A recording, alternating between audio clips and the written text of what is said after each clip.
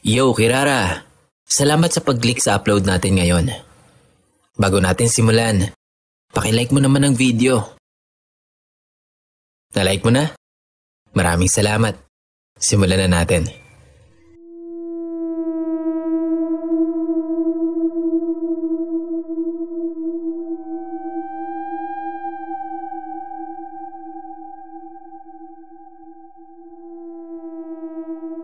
Hello po, Sir Kira. Magandang araw po sa inyo. Itong kwento na gusto kong ibahagi dito sa channel ninyo ay sarili ko pong karanasan. Tawagin niyo na lang po akong Gabi. 2011 po ito nangyari. Second year college pa lang ako nito. Bago mag-midterm exam yon, kung hindi ako nagkakamali. Nagkaroon kami ng group project noon sa isang subject. Pero nahati lang kaming buong klase sa dalawang grupo. Pinapili kami kung anong gagawin naming television format. At ang napili namin ay docu-fiction. Hindi ko na masyadong maalala. Basta horror yung genre namin. Nung ma-finalize na ng mga kagrupo ko yung storyline namin, doon naman kami nagsimulang magplano kung paano at kung saan ang location at kung kailan. Lalo na may part doon na nasa beach kami dapat. Alam nyo na, syempre lahat ng pwedeng singitan ng gala, sisingitan nila. Hindi din naman kasi kami kalayuan sa mga beach, kaya hindi problema ang budget. Hindi namin kailangan mag-overnight dahil kaya naming mag-uwian lang. Ang ginawa namin, nagsimula muna kaming mag-shoot sa isang location. Lahat ng scene sa location na yon ay tatapusin na muna namin bago kami lumipat sa ibang lokasyon. Naisip kasi namin noon na mas tipid sa oras yung ganon kesa magpalipat-lipat ng location. Meron kaming 3 bahay na pinagshootingan. Ang isa doon ay sobrang nagbigay sa akin ng sakit ng katawan. Malawak yung bakuran nila. Puro puno. Sobrang maaliwalas at malamig. Tapos sa gitna nun, yung bahay nila. Bungalow style lang ang bahay nila. At rough finish pa. Paunti-unti lang daw kasi ang paggawa nila sa bahay nila. Pero sobrang lawak ng bakuran nila. Ika nga namin, perfect na location yon para sa genre namin. May mga scene kasi sa film namin na may habulan. So, malaki-laki din yung iikutan namin. Bale itong bahay na may malawak na bakuran ang pangatlong location namin. Sobrang smooth lang ng filming namin sa unang 2 bahay. Wala masyadong nangyari. Pero sa pangatlo, pag-uwi ko sa bahay galing sa shooting sa pangatlong location, puro pasa ang hita ko. 2 malalaking pasa sa magkabilang hita. Wala akong maisip na nangyari sa akin para magkaganon ako. So naisip ko, malapit na akong mag-commence. Usually kasi, pasain ako before and during period nun. Pero naisip ko din na maaga pa masyado para sa mens ko. Anyway, for safety po, nag-ready na din ako ng napkin ko dahil baka bigla na lang akong magkaroon sa kalagitnaan ng shooting namin. Naging smooth din naman yung shooting namin noong sumunod na araw. Pero hindi pa rin namin natapos yun doon. Madaming beses kasi kaming nagpaulit-ulit sa isang scene at madaming beses din kaming nagpahinga. Dahil puro takbuhan nga kami sa lokasyon na yon, pag uwi ko nung gabi na yon, nadagdagan pa ng pasa yung 2 hita ko. At hindi na nawala sa isip ko yun. Wala kasi talagang dahilan para magpasa ako galing sa shooting. At saka, masakit din talaga yung pasa. Pag tinignan pa, akala mo nabugbog ako. Pero hindi naman. Nagsabi ako sa leader namin, ibang scene muna yung gawin namin bago kami bumalik doon sa takbuhan part. Dahil dama ko na yung sakit ng pasa ko sa hita. Pinakita ko din yun sa mga kagrupo ko. At nagulat din talaga sila sa laki ng pasa ko doon. Sabi ko pa nga nun, pasain talaga ako bago ko mag-mens. Pero first time ka ako yung ganun kalaki at medyo iniinda ko na nga yung sakit. Pumayag naman sila at nag-shoot muna kami ng ibang scene. Fast forward po, Boss Kira. Nung medyo naglighten na yung pasa ko, nag-update agad ako sa leader namin na pwede na naming ituloy yung takbuhan scene para kako matapos na. Pero sabi lang niya sa akin, tapusin na daw muna namin yung scene doon sa isang bahay bago kami bumalik doon sa third location. Hindi kasi ako kasali doon sa sinushoot nila kaya wala ako doon. Ang sabi din nila, ipahinga ko na lang din muna daw ang sarili ko habang hinihintay na mawala yung pasa ko. Pero dahil nga hindi na masakit yung mga pasa, sumama na ako para makatulong na lang habang nagsushoot sila. After class, dumiretso kami sa unang location. Pagkakita pa lang sa akin ng nanay ng kaklase namin na may-ari ng bahay, nagtaka na ako. Medyo weird kasi yung tingin niya. Para bang may gusto siyang sabihin sa akin na hindi niya masabi. Parang nagdadalawang isip siya kung lalapitan niya ako. Nung hindi na ako nakatiis, ako na mismo ang lumapit sa kanya. Dineretso ko agad si tita kung bakit at kung may gusto ba siyang sabihin sa akin. Sabi niya, kanina pa daw niya kasi napapansin na para daw sobrang namayat ako. Samantalang ilang araw pa lang naman daw nung huli niya akong makita. Sagot ko naman kay tita na hindi kasi ako masyadong nakakatulog ng maayos simula nung magsimula kaming mag-shooting. Lagi ka ako akong pagod, lalo na dun sa huling location namin. Tapos inulit niya yung sinabi ko. Paanong hindi raw ako makatulog? Umuo lang ako. Sabi ko, sobrang babaw ng tulog ko. Para akong nakapikit lang ako at gising talaga yung diwa ko. Pero hindi naman ako magising-gising. Tapos naalala ko, nung minsang nagpapahinga kami kakatakbo, para akong nakaidlip nandoon sa terrace ng bahay. Tapos pakiramdam ko kako nun, sobrang gaan ko. Yung sobrang gaan na para akong lumulutang sa gaan. Ganon yung feeling. Pero hindi ko ma-explain na maayos sa kanya.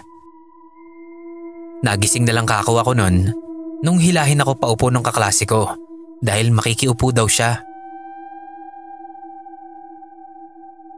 Tapos napansin ko na lang na parang nag-aalala yung tingin sa akin ni tita. Hinila niya ako sa may sala nila at pinaupo. Tapos may kinuha siyang kung ano sa kwarto nila. Paglapit niya ulit sa akin, hinawakan niya yung kamay ko at pumikit. Tapos nagdasal siya. Hindi ko alam yung dasal. Hindi ko din maintindihan. Pero nakaramdam ako ng antok habang pinakikinggan siya. Pagkatapos nun, inilipat niya sa kamay ko yung hawak niya habang patuloy siya sa pagdarasal. Napapikit na lang din ako. Yung hawak ko, pakiramdam ko, unti-unting umiinit sa palad ko. Nung bitawan niya yung kamay ko, inilagay niya yung kanang kamay niya sa ulo ko at sa ibabaw naman ng kamay ko yung kaliwa niya. Hindi ko na nakikita kung ano yung ginagawa niya. Nararamdaman ko na lang.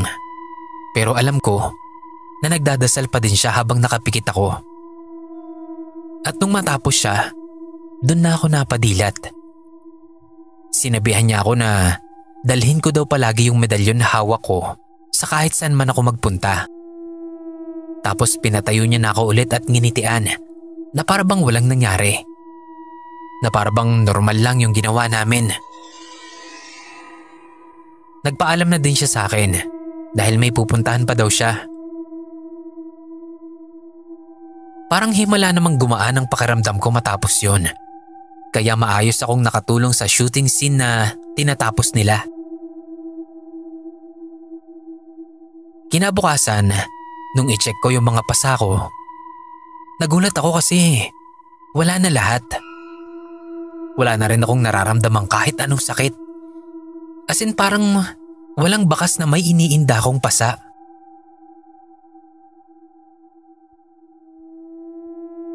Natapos na namin yung scene doon sa unang location. Isinunod na agad namin yung takbuhan scene sa third location. Gaya ng bilin ng nanay ng kaklase ko, dala ko yung medalyon na ibinigay niya sa akin. Nasa bulsa ko. Hapon na rin yun, mga 4 or 5 p.m. Habang nagsiset up kami ng mga gamit namin, nakaramdam ako ng malakas na urge na tumingin sa puno ng mangga na nasa likod bahay, kung saan nga kami nag-aayos. Hindi ko alam kung namalikmata lang ako, pero may nakita akong kulay itim na figura ng lalaki na nakasilip mula sa likod ng puno tapos bigla ring nagtago.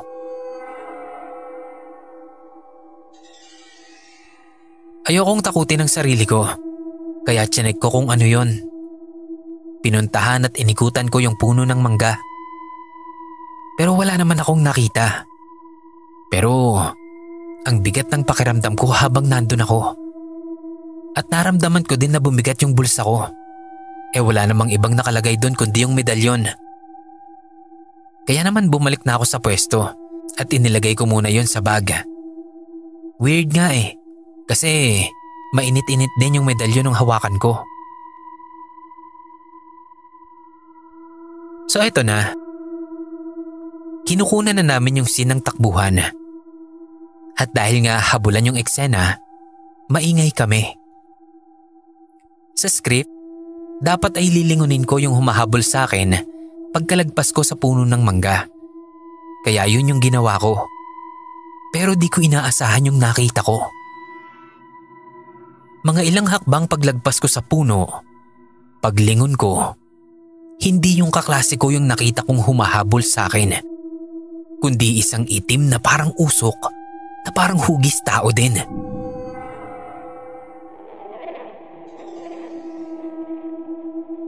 Sa gulat at takot ko, imbis na diretso lang dapat ang takbo ko, doon ako tumakbo pabalik sa mga kasama ko na nasa terrace ng bahay. Umiiyak akong nagtago sa likod ng kaklase ko. Tanong sila ng tanong ng bakit, anong nangyari. Pero hindi ko sila masagot. Nung kumalma na ako, doon ko na naikwento sa kanila yung nakita kong itim na nilalang. Hindi ko na naalala yung medalyon. Nag-pack up na kami agad. Nagkatakutan na din kasi. Pero bago kami umuwi, nagdasal muna kaming lahat.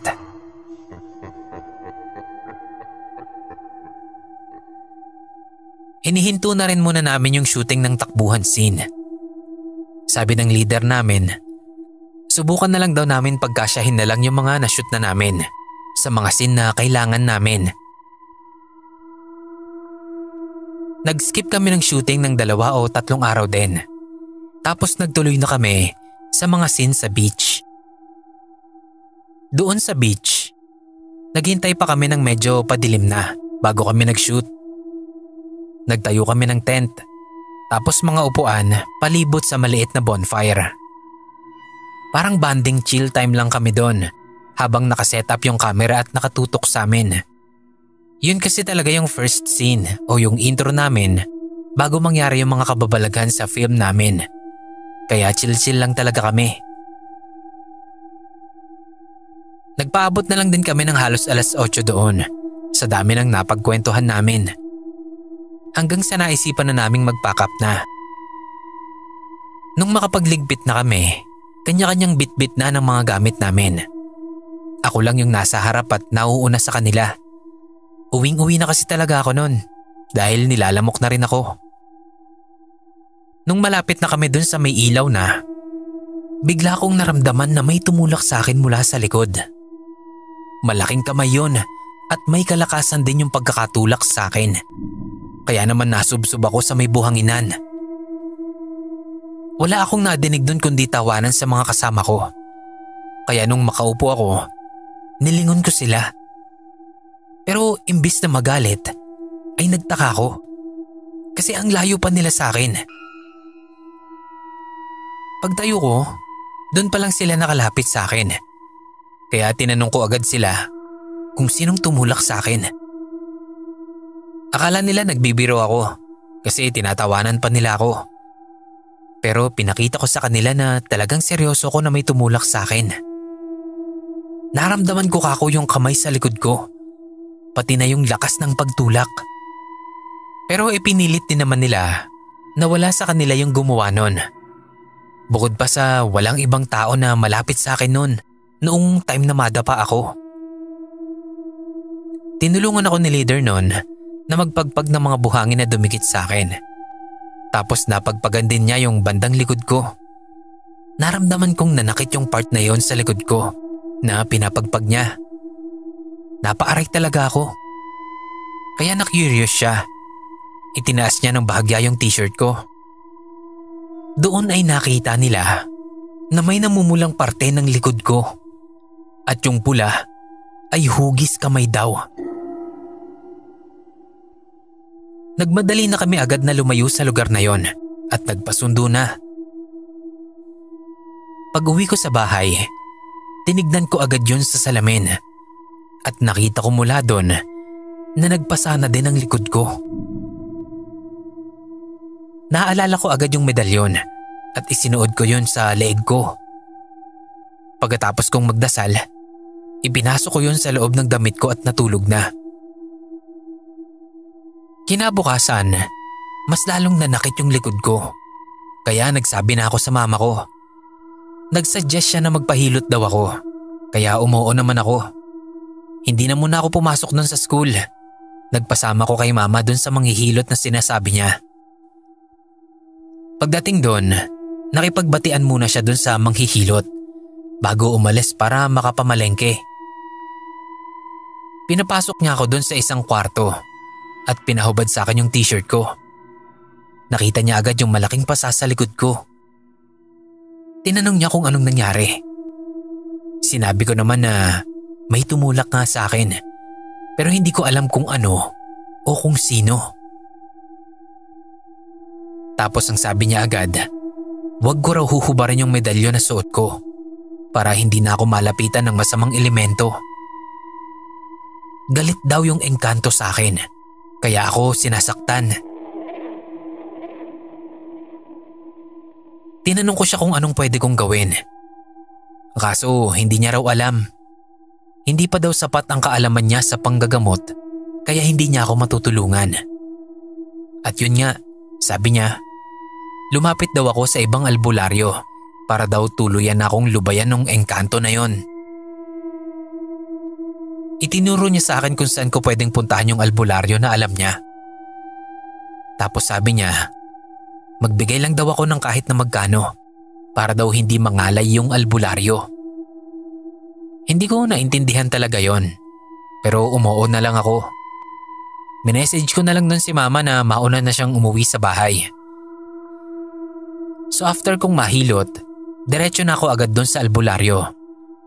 Nakasalubong ko sa daan si leader. Kaya nagpasama na din ako sa kanya since alam din naman niya yung mga nangyari sa akin nitong mga nakaraang araw. Pagdating namin sa bahay ng albularyo, nakausap din namin siya agad. Mga kaidara na din yun ni mama. Wala pa akong sinasabi sa kanya, nagsimula na siya agad. Sinabi niya agad kung saan nagsimula ang lahat. At doon nga daw yon sa third location namin. Meron daw akong nagambala sa may puno ng mangga, kaya nagalit sa akin. Nag-flashback sa akin yung unang beses na may nakita akong nagtago sa likod ng puno ng mangga. Na nung lapitan ko, biglang nawala. Sumang-ayon yung albularyo. Yun nga daw ang nagambala ko. Nagulat pa ako nun. Hindi ako nagsalita nun. Sa isip ko lang lahat yun. Pero parang nadinig niya yung nasa isip ko. Medyo kinabahan ako. Ang weird lang sa pakiramdam na may nakakabasa ng nasa isip ko. Dapat daw, hindi ko inilayo sa akin yung medalyon na suot ko. Again, nagulat na naman ako. Kasi nasa loob naman ng damit ko at nakatago yung medalyon. Dagdag pa niya, hindi man daw ako lubayan ng engkanto, hindi naman yun makakalapit sa akin basta-basta para saktan ako. Tinanong ko kung may paraan ba para hindi na talaga ako lapitan ng nilalang na yon. Kung paano nila akong mapapatawad sa pagkakagambala ko sa kanila para naman hindi na nila ako saktan. Tinignan niya ako ng mata sa mata na para bang binabasa niya ako. Hindi ko na daw kailangan pa ng tulong niya dahil unti-unti nang lalayo sa akin ang masamang engkanto na yon. Basta wag ko na lang daw tatanggalin ang medalyon at patuloy na magdasal doon. Sinabi din niyang wag akong matakot dahil malakas daw ang dasal na ibinigay sa akin ng nagbigay ng medalyon. Maniwala lang daw ako at mawawala din ang nilalang na nakasunod sa akin.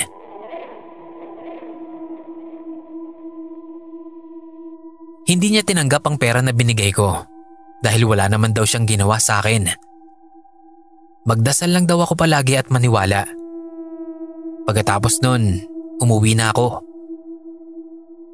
Naisip ko agad na balikan si tita, yung nanay ng kaklase ko, para sana makapagpasalamat sa kanya. Kaso ang sabi, umuwi daw yun ng Cebu, kaya hindi na ako nakapagpasalamat ng personal. Natapos din naman yung project namin. Naipagkasya na lang namin yung mga nashoot namin sa pangatlong location. Natakot din talaga yung leader namin, kaya hindi na kami bumalik doon. At pagkatapos nun hindi naman na ulit yon, Sir Kira.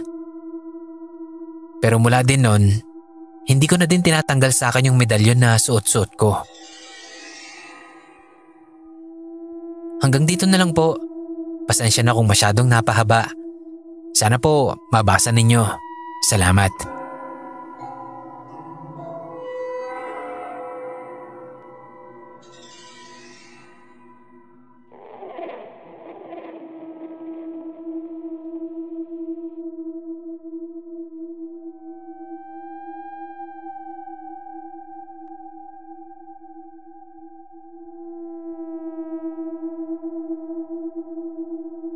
Hi Boss Kira, tawagin niyo na lang po akong Tam. Pasensya na po kung hindi maganda ang pagkakakwento ko. Kung sakali man pong di maintindihan ng iba, paki-correct na lang po.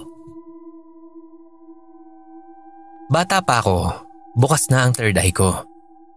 Madami na po akong karanasan pagdating sa kababalagan. Pero ito pong ikukwento ko, ang pinaka nakakakilabot na naranasan ko. Nakatira po ako sa isang malaking bahay. May second floor yon. 4 na kwarto sa taas at 3 naman sa baba. Nabili po ang bahay na to panahon pa ng mga Kastila. Natirhan na po ito ng mga lolo at lola ko. At doon na rin po lumaki ang tatay ko. Third year high school po ako nung mangyari to. Mga 2010 po yun.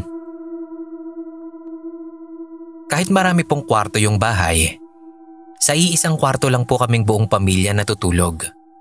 Sa first floor, tapat ng kusina. Sobrang strikto po yung tatay ko, lalo na pagdating sa grades. Kaya nakaugalian ko na po na mag-aral o mag-review 3 araw bago yung exam. Isang madaling araw, mga around 3 AM yon. Gumising ako. Pumunta ako sa kabilang kwarto para mag-review. Ito po yung kwarto na malapit sa sala namin. Iniwan kong nakabukas yung pinto. Binuksan ko din yung TV para may maingay at di ako antukin. Umupo ako sa kama, tumapat sa TV at nagsimula ng mag-review. After ng mga ilang minuto, nakaramdam ako ng presensya. May dumaan sa may kanan ko. Nung una, hindi ko lang pinansin. Makalipas ang ilang segundo, naramdaman ko na naman na may dumaan. This time, nakuha na nito ang buong atensyon ko. Nakita ko ang espiritu ng isang babaeng nakalutang. Nakaputing dress ito na mahaba at meron ding mahabang sleeves. Hindi kita yung mukha niya kasi nakatagilid siya. Ang buhok naman niya ay katamtaman lang ang haba. Siguro nasa mga hanggang balikat lang. Nasa tabi lang siya ng kamang inuupuan ko. Paulit-ulit siyang dumadaan sa gilid. Alam niyo yung parang pag nanonood kayo ng pelikula o ng video na nagre-replay lang ang ginagawa niya?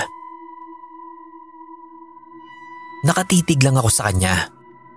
Napansin kong habang paulit-ulit siyang dumadaan sa gilid ko, unti-unti ring humaharap ang ulo niya sa akin.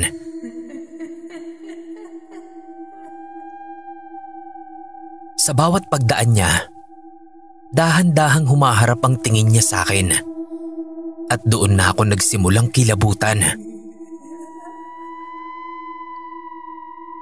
Nung malapit na siyang makaharap sa akin, napaatras ako sa kama.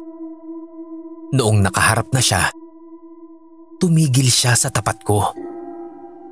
Nakita ko yung mukha niya. Wala siyang mata. Parang butas na kulay itim lang. Nakangiti yung bibig niya na may malaking hiwa. Parang hiwa na pinilit o nahiwa ng kutsilyo. At yung hiwa na yun ng bunganga niya ay hanggang sa tenga.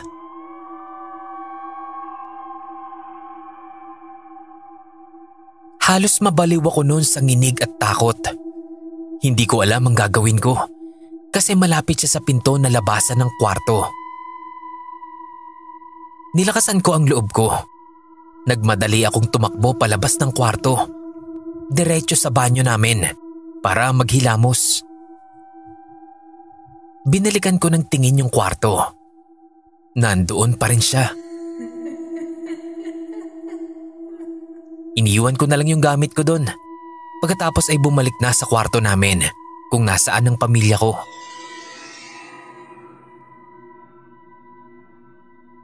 Kinabukasan, ikinuwento ko kay mami yung nangyari. Hindi lang pala ako ang nakakita sa elemento na yon. Yung daddy ko din daw. Binibisita siya ng espiritu na yon tuwing natutulog siyang mag-isa doon. Mahilig kasing manood si daddy ng TV hanggang sa makatulog siya. Minsan daw pag natutulog siya dun sa kwarto, pagmulat niya ng mga mata niya, ay makikita niyang nakatitig na sa kanya yung babae. Nakalutang at nakaharap sa kanya. Minsan nga daw tinatabihan pa siya nito sa kama. Kay mami niya lang ito ay kinukwento. Never pa niyang nabanggit yun sa aming magkakapatid. Siguro, iniiwasan niya rin na matakot kami. Hanggang dito na lang po, Boss Kira. Meron pa akong kwento sa mga nakakatakot na karanasan ko. Pero sa next email ko na lang po yung iba kong karanasan. Nahihirapan po kasi akong mag-compose. Sana mapansin niyo po ito. Maraming salamat.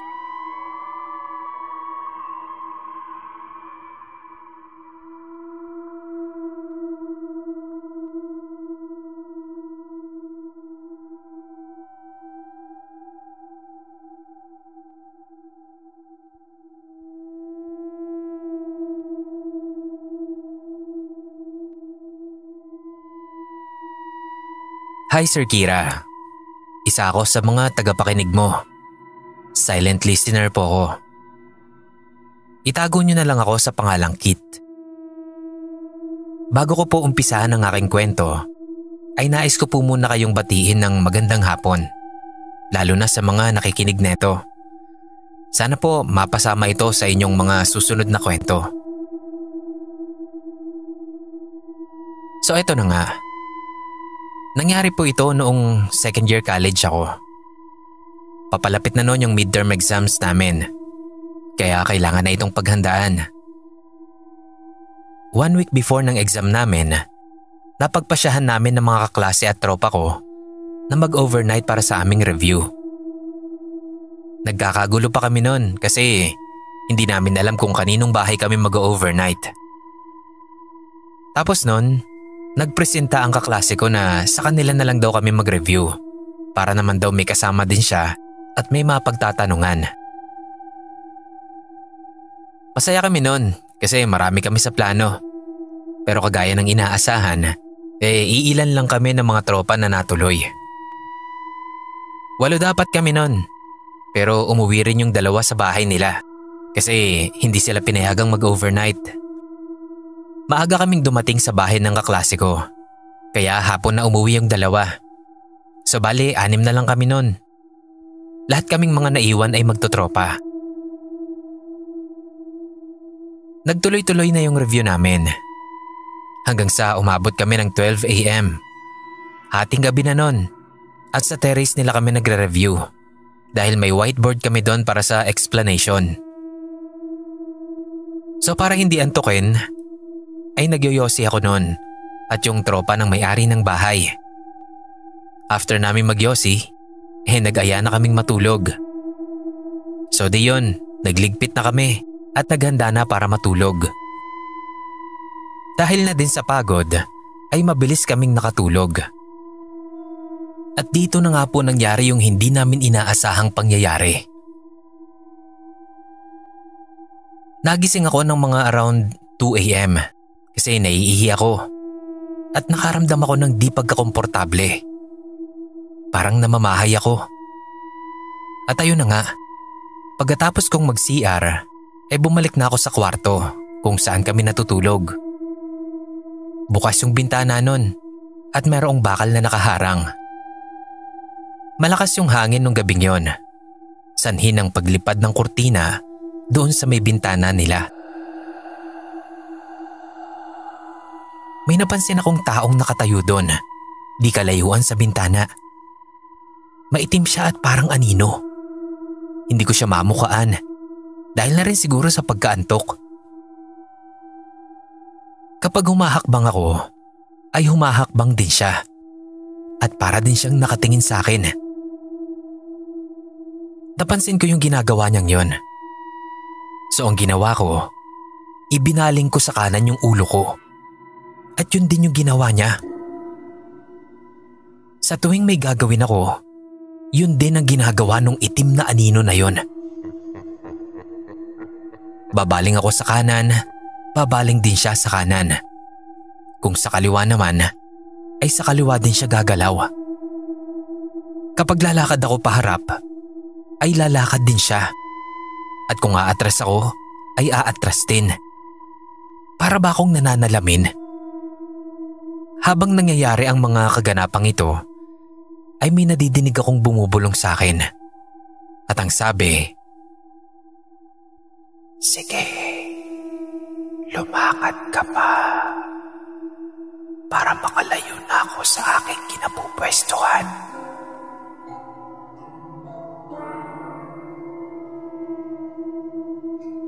Dahil sa pagkagulat ko, ay bumalik na lang ako sa pagkakahiga ko.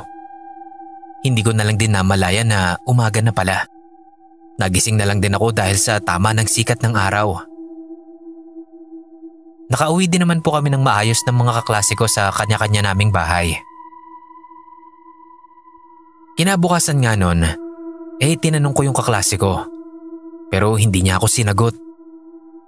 Pero ayun, respeto ko na lang din yun sa kanya kung bakit ayaw niyang sabihin. Ewan, hindi ko talaga alam kung anong klaseng elemento yon. Kung mayroong nanggagaya ng itsura at boses, yun naman, ginagaya lahat ng galaw ko. Yun lang po, Boss Kira. Hanggang dito na lang po. Salamat kung mabasa nyo man ito. More power and God bless po.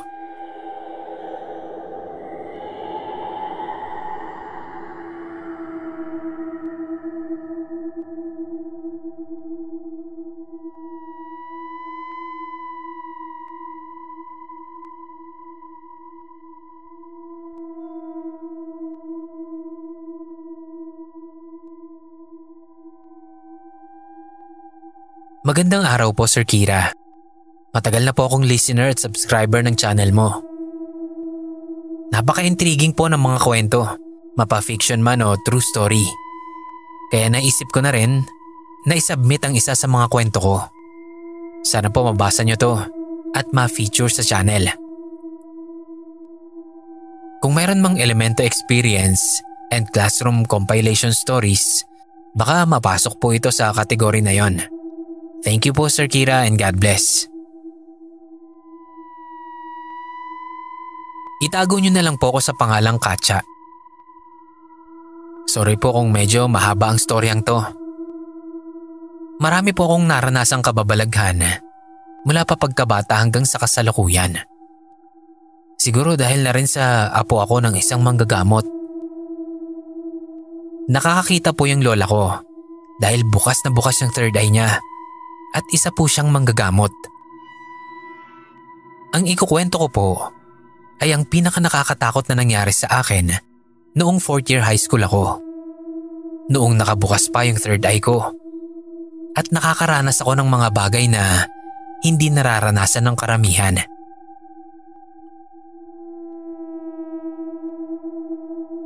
May kapilyahan po ako ng high school. Natural brown po talaga yung buhok ko pero pinakulayan ko ng golden brown kasi uso yun noon. At dahil maputi ako, akala talaga ng marami may lahi ako. At ito pa po, sa school, nawawala ako kapag alauna na hanggang 2:00 ng hapon kasi natutulog ako sa stockroom ng room namin sa school. Yung stockroom po na yon ay CR talaga pero walang tubig kasi walang koneksyon. Natutulog ako doon kasi ang boring talaga. Matanda yung teacher namin sa subject sa oras na yon. Timing pa na nakakaantok talaga yung oras niya. Pati yung subject at way ng pagtuturo niya. Kaya natutulog ako. Ginigising na lang ako ng classmates ko kapag may quiz o activity. Kwento-kwento na sa paaralan namin na ang pinaka-haunted daw na room doon ay yung sa second section. Magkatabi lang po ang room namin kasi nasa first section ako. Meron pong specific rule talaga sa area namin. Dapat makaalis ka na sa area na yon pagsapit ng 5:00 ng hapon. At kung aabutan ka naman ng lagpas 5:00, dapat ay marami kayong magkakasama. Hindi namin alam kung bakit, pero yun talaga yung pinakamahalagang rule na isinet ng teacher namin. Fast forward po. Last week ng September noon at may naging jowa ako. Magkatabi lang yung mga room namin kasi nasa second section siya. Alam niyo naman nung high school, meron talagang mga landiang nagaganap. Nag-date kami noon sa likod ng room nila. Ang pinaka-haunted na room. Yakap-yakap, halik-halik. Nakakakilig talaga kapag naka-experience ka ng puppy love. Pero napalitan ng kilig ng takot nung may napansin akong itim na anino sa likod ng jowa ko. Dahil sa takot, tumakbo ko palayo sa jowa ko. Napatakbo din siya. Naunahan pa nga ako Tinanong ko siya kung nakita ba niya o napansin niya yung anino.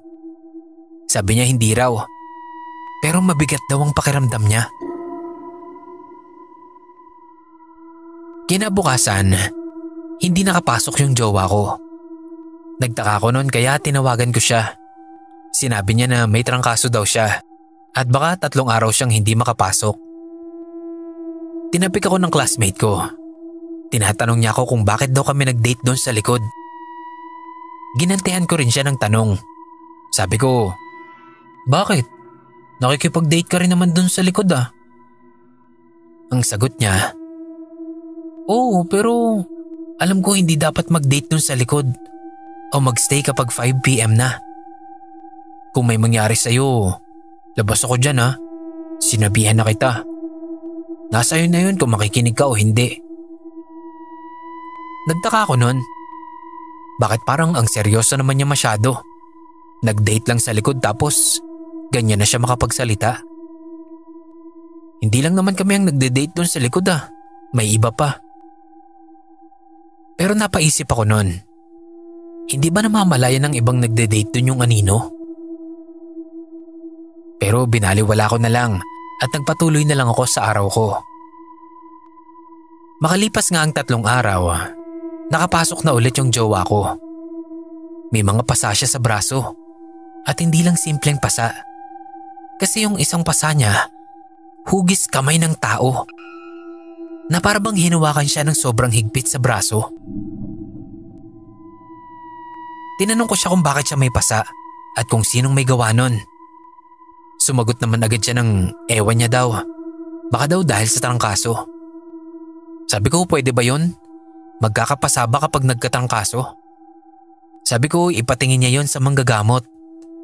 Pero kasi hindi siya naniniwala sa manggagamot dahil sa relihiyon nila. Kinabukasan, nawala ang pasa niya.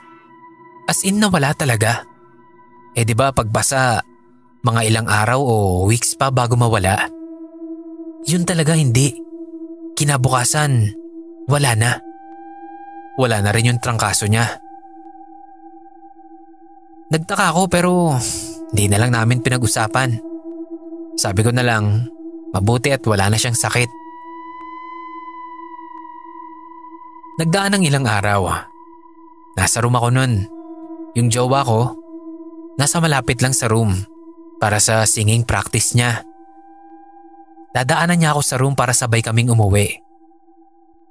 Yung time na yon, sigurado ako na wala pang 5:00 nun dahil hindi ko pa nadidinig yung bell. May salamin kami sa tabi ng pinto ng room namin kaya nagsuklay na muna ako. Sa kalagitnaan ng pagsusuklay ko, may narinig akong sumitsit sa likod ko. Hindi ko lang pinansin. Patuloy lang ako sa pagsusuklay. Hanggang sa sinitsitan na naman ako nito. Sa may kanang tenga ko na.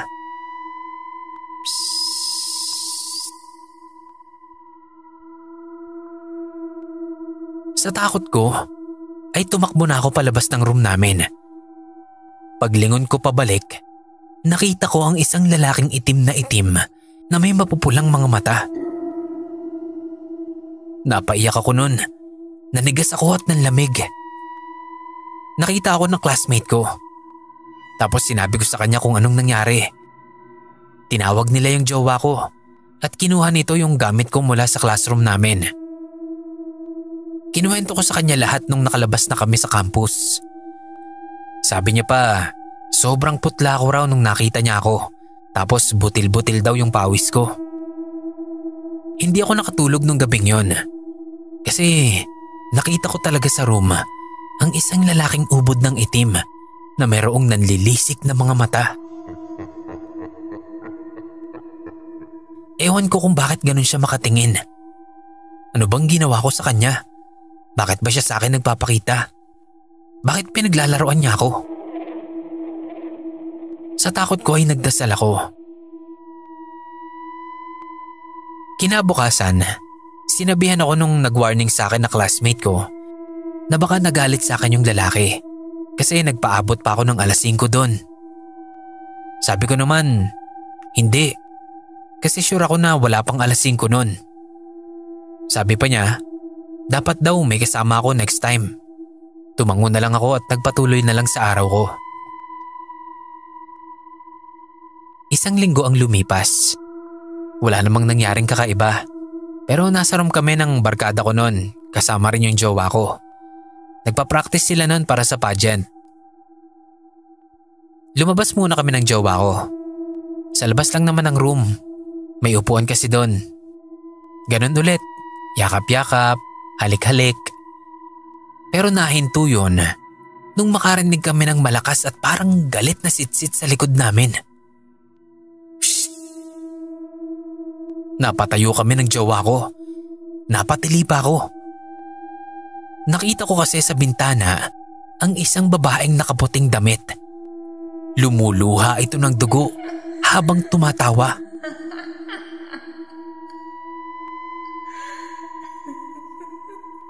Napasigaw ako ng malakas nang tumagos yung babae sa bintana.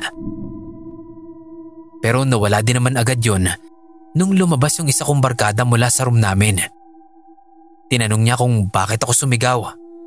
Sinabi ko sa kanya na may babaeng lumuluha ng dugo sa bintana. Lumapit siya sa bintana at bigla kaming napasigaw lahat nung makita naming napaangat siya sa sahig. Kitang-kita namin yung pag-angat ng mga paa niya at para siyang nahihirapan. Ewan ko kung anong ginawa niya, pero nabitawan siya ng kung anumang nilalang na nag-angat sa kanya. tumakbo na kaming lahat nun palayo sa room. Tinanong namin siya kung anong ginawa niya. Sabi niya, nagdasal daw siya sabay tulak. Nakita din namin yung pasa sa leeg niya. Hugis kamay. Inakala kong matatapos na ang mga katatakutan ng mga oras na yon. Pero hindi pa pala. Yung babaeng nasa bintana ay sumunod pa sa akin pauwi. Tumakbo na ako noon at tinawagan ko si Papa. Pati na yung pinsan kong nakatira malapit sa bahay ng lola ko. Sinabi ko sa kanya na may babaeng nakasunod sa akin. Tapos inabangan ako ng papa ko sa highway at hinatid ako sa lola ko. Pagpasok ko sa bahay ni lola, ikinuwento ko agad sa kanya yung nangyari. Na mayroon ngang babaeng lumuluhan ng dugo ang nakasunod sa akin. Nag-orasyon agad si lola. Hinilot niya ako. Malakas daw yung pagpisil ni lola sa katawan ko noon. Pero hindi ko yun nararamdaman. Tahimik lang kaming lahat nun habang nagsasalita si lola. Ang sabi niya, hindi raw babae yung nakasunod sa akin. Lalaki daw yun na nag-anyo lang babae para malapit sa akin. Sabay turo niya sa pinto. Napasigaw ako at napaiyak. Nagalit ang papa ko kasi para na daw akong nababaliw. Pero nandun din yung pinsan ko. At kitang-kita niya kung ano yung nakikita namin ni lola. Dahil sa takot, sinabi ko sa lola ko na isara niya na yung third eye ko. Ayoko na kako. Ayoko nang makakita ng kahit anong nilalang na hindi normal. Na hindi nakikita ng ibang tao.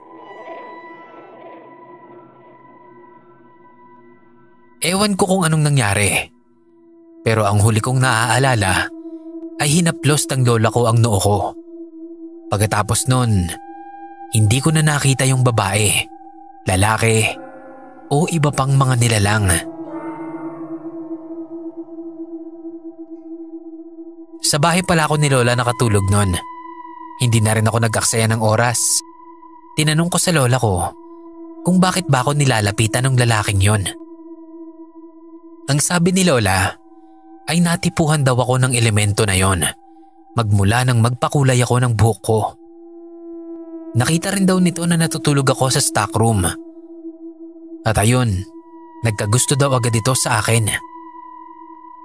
Nagalit daw yon nung makita niya kami ng jowa ko na nagde-date sa likod.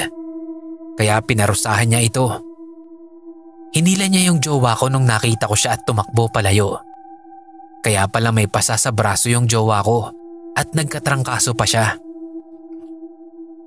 Nung nasa labas naman kami ng room, nagselos na naman siya. At kaya daw ito nagpakita rin sa jowa ko, ay para daw hiwalayan ako nito. Kaya nag-anyo siyang babae na lumuluha ng dugo. At yung pag-angat niya sa kaibigan ko, ginawa niya yon dahil naiingayan siya at gusto niya na lumayo silang lahat dahil gusto niya akong masolo. Napaiyak na lang ako nun. Sa lahat ba naman ang pwedeng magkagusto sa akin? Bakit elemento pa? Hindi na sinabi ni lola kung anong klaseng elemento yon. Hindi rin sinabi ng pinsan ko. Ayaw nilang sabihin dahil baka matakot lang ako lalo.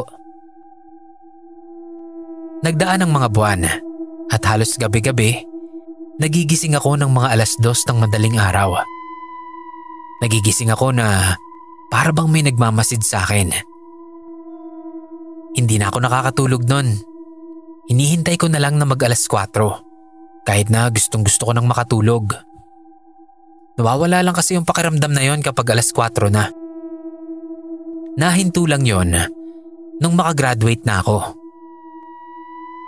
2 days before ng graduation, nagmakaawa ako sa kanya na wag niya na akong gambalain dahil hindi na ako magpapakita. Nagdasal ako noon gamit ang dasal na isinulat ni Lola sa notebook ko at isang prayer book na ibinigay niya sa akin. Hawak ko rin ang rosaryo na ibinigay niya sa akin. Habang nagdarasal, biglang humangin ng malakas.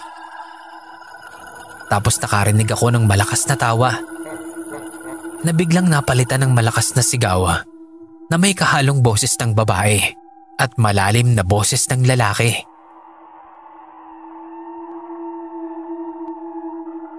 Nawala din naman yon makalipas lang ang ilang segundo. Napaiyak ako sa magkahalong kaba at takot na naramdaman ko. Pumasok yung guard. Tinulungan niya akong makatayo. Sabi niya, hindi lang daw ako ang nakaranas ng ganon. Ilang estudyante na rin daw ang nabiktima sa iba't ibang room. Simula nun, hindi na siya nagparamdam kahit nung bumisita ako ulit sa alma mater ko. Nag-college na rin ako noon at nakapagtapos naman. Wala na nga pala ang lola ko. Pero sa pagkawala niya, ay parang bumabalik-balik na naman ang third eye ko. Nakakakita na naman ako ng mga kakaibang bagay na hindi nakikita ng iba.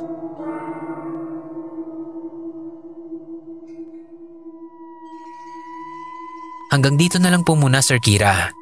Marami pa po akong kwento. Pero next time naman. Thank you so much po.